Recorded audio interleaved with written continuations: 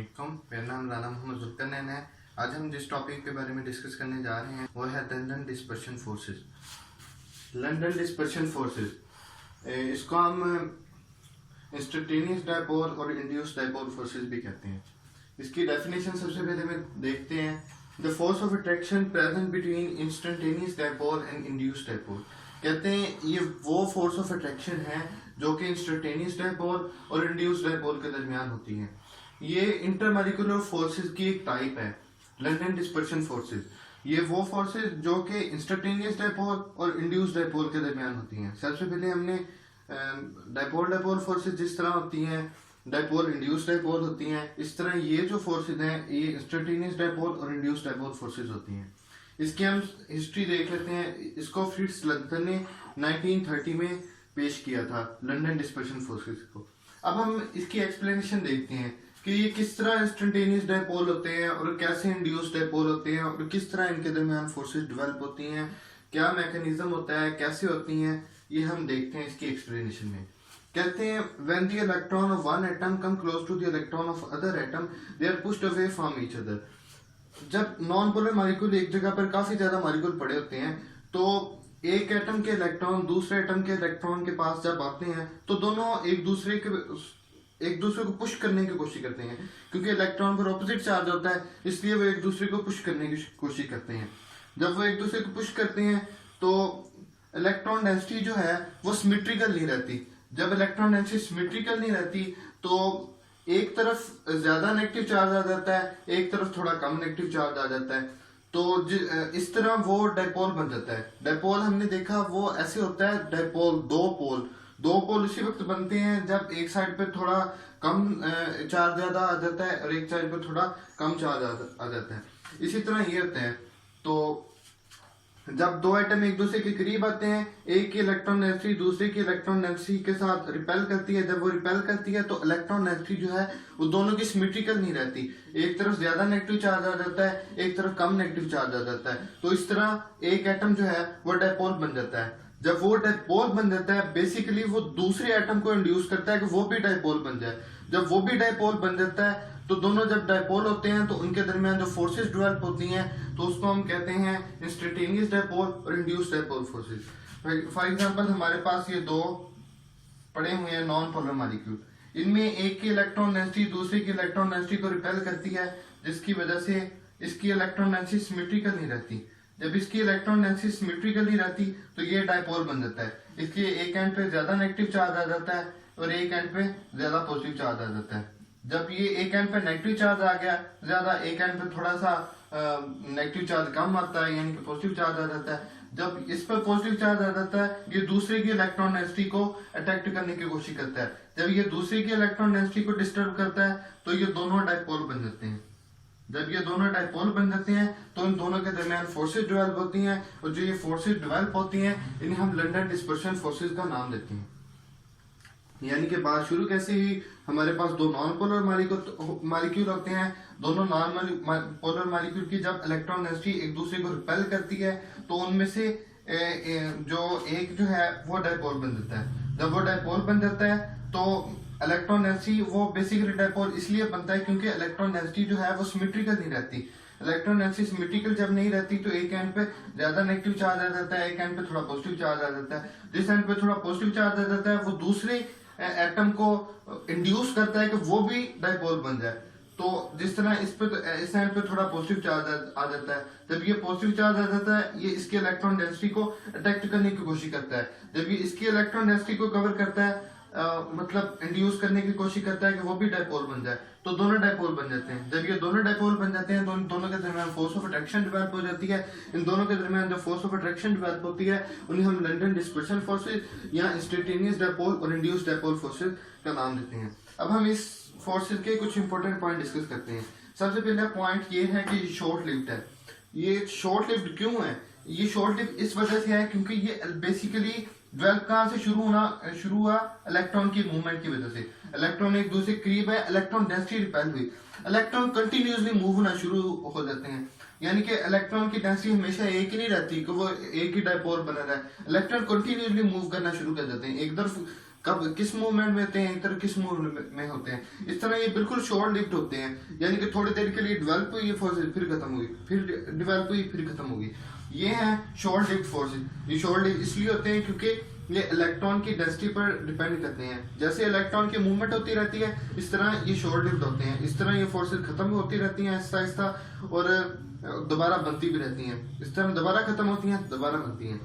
तो बेसिकली ये जो फोर्सेज हैं ये सब किस्म के मॉलिक्यूल में प्रेजेंट होती हैं, लेकिन ये सबसे ज्यादा जो सिग्निफिकेंट है, तो इन्हें सिग्निफिकेंटली हम डिस्कस करते हैं नॉन पोलर मॉलिक्यूल में। नॉन पोलर मॉलिक्यूल में आती हैं नियोन आ गई, या कोई भी नोबल गैस आ गई। नोबल गैसेज को हम इसमें डिस्कस करते हैं। क्लोरीन आ गई, हाइड्रोजन आ गई। ये इस तरह के, यानी कि ये हर किस्म के मॉलिक्यूल में प्रेजेंट होती है, लेकिन ये सिग्निफिकेंटली हम लंदन फोर्सेज को जिसके लिए इस्तेमाल करते हैं वो है नॉन पोलर मॉलिक्यूल। तो ये होगी हमने इसकी कुछ डेफिनेशन वगैरह। अब हम इसके कुछ फैक्टर डिस्कस करते हैं। इसके फैक्टर्स में सबसे पहले आता है साइज ऑफ इलेक्ट्रॉनिक क्लाउड, यानी जो किसी एटम के इर्द गिर्द जो इलेक्ट्रॉनिक क्लाउड होता है उसका साइज कितना है।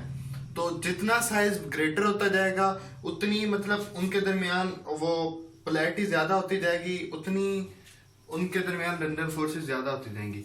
यानी लंदन फोर्सेस जो है वो साइज ऑफ इलेक्ट्रॉनिक क्लाउड पर डिपेंड करती हैं। जितना साइज ऑफ इलेक्ट्रॉनिक क्लाउड बड़ा होता जाएगा उतनी साइज ऑफ इलेक्ट्रॉनिक क्लाउड की डिस्पर्शन ज्यादा जल्दी होगी, और जितनी उसकी डिस्पर्शन ज्यादा जल्दी होगी उतनी उनके दरमियान लंदन फोर्सेस ज्यादा होंगी। अब हम इस चीज को प्रूव करने के लिए हम ग्रुप 8A की एग्जांपल लेते हैं।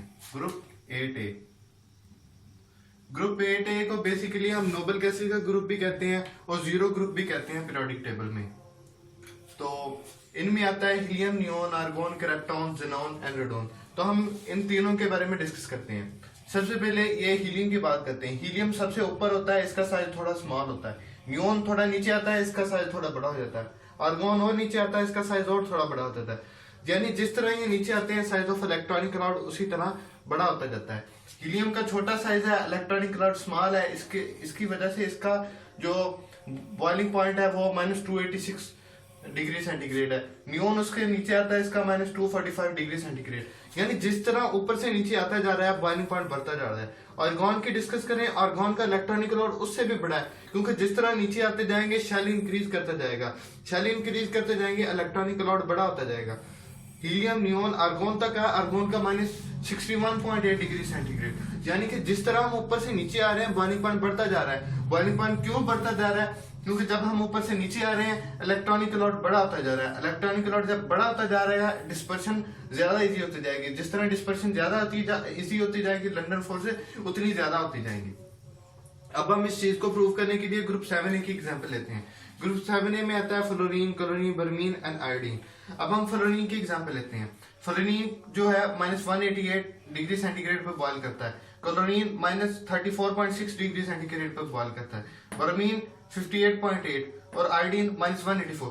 यानी जिस तरह हम ऊपर से नीचे आते जा रहे हैं उसी तरह इनका बॉइलिंग पॉइंट ज्यादा से ज्यादा होता जा रहा है। और दूसरी बात ये भी देखने के लिए आ रही है फ्लोरीन और क्लोरीन जो है ये गैसियस स्टेट में होते हैं, और ब्रोमीन जो है ये लिक्विड स्टेट में होता है, और आयोडीन जो है ये सॉलिड स्टेट में होता है। ये तीनों स्टेट का क्यों डिफरेंस है?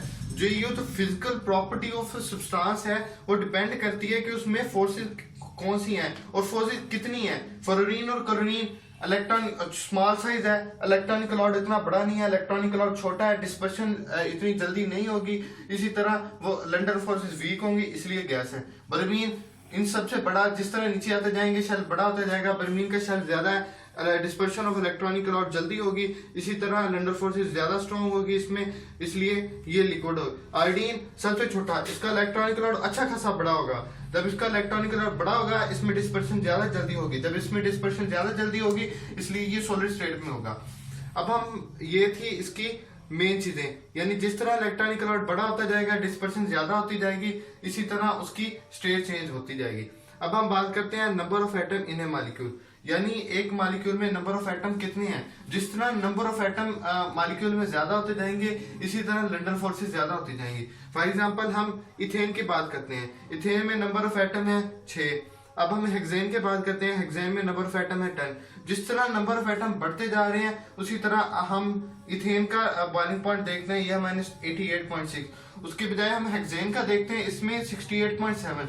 यानी जिस तरह नंबर ऑफ एटम बढ़ते जा रहे हैं या जिस तरह इनकी चेन बढ़ती जा रही है, कार्बन एटम की चेन बढ़ती जा रही है। इसमें कार्बन एटम की 2 चेन है, इसमें कार्बन एटम की 6 चेन है। ये 6 चेन, जिस तरह चेन बढ़ती जा रही है इसी तरह मतलब उनका बॉइलिंग पॉइंट बढ़ता जा रहा है। यानी कि जिस तरह कार्बन नंबर ऑफ एटम्स बढ़ते जाएंगे उसी तरह उनका बॉइलिंग पॉइंट बढ़ता जाएगा। और दूसरी बात देखने की है, इथेन जो है वो गैस है और हेक्सेन जो है वो लिक्विड है। इसकी क्या वजह? Physical property of a substance depend upon strength of intermolecular forces. London forces intermolecular forces हैं, इनमें लंडन फोर्सेस होती है। और फिजिकल प्रॉपर्टी यानी कि वो कैसी है, उनका बॉइलिंग पॉइंट क्या है, मेल्टिंग पॉइंट क्या है, लिक्विड है, गैस है, ये डिपेंड करता है उनमें जो इंटरमॉलिक्यूलर फोर्सेस है उसकी स्ट्रेंथ क्या है। फॉर एग्जांपल C2H4 यानी इथेन जो है, ये इसके पास जो लंडन फोर्सेस हैं जो कि इसके मॉलिक्यूल के दरमियान प्रेजेंट होती हैं वो वीक होती हैं, क्योंकि इनमें नंबर ऑफ एटम कम होते हैं, इसलिए गैसियस स्टेट में होती है। C6H4 यानी कि हेक्सेन, ये लिक्विड होती है। ये लिक्विड क्यों होती है? क्योंकि इनके दरमियान लंडन फोर्सेस होती हैं। लंडन फोर्सेस, इसमें नंबर ऑफ एटम ज्यादा है इसलिए लंडन फोर्सेस ज्यादा स्ट्रॉन्ग होगी, इसलिए ये लिक्विड में है और इसका जो बॉइलिंग पॉइंट है वो और ज्यादा है। ये था आज का हमारा टॉपिक, लंडन फोर्सेस। हमने इसकी डेफिनेशन डिस्कस की, इसकी हिस्ट्री डिस्कस की, इसकी एक्सप्लेनेशन की कि ये किस तरह बनता है। उसके बाद हमने इसके फैक्टर डिस्कस किए। इसके फैक्टर में 2 फैक्टर आते हैं, साइज ऑफ इलेक्ट्रॉनिक और number of atom in A molecule. Thank you for watching my video. If you like my video, then subscribe our channel. Thank you.